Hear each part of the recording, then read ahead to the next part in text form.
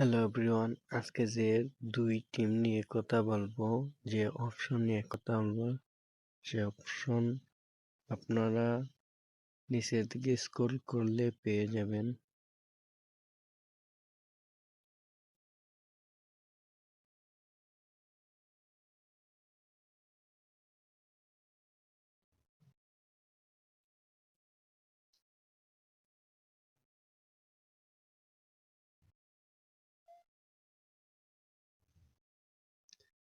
Pin করে নেবেন, pin করলে উপরের দিকে চলে আসবে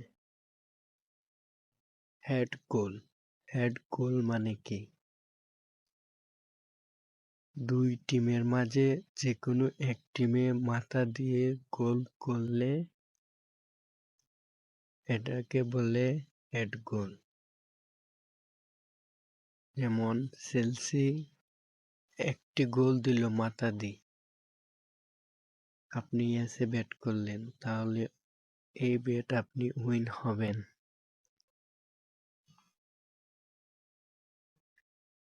এর মানে যে কোনো এক টিমে মাথা দিয়ে গোল করলে আপনি এসে ব্যাট করলে তাহলে ওই ব্যাট আপনি জিতবেন।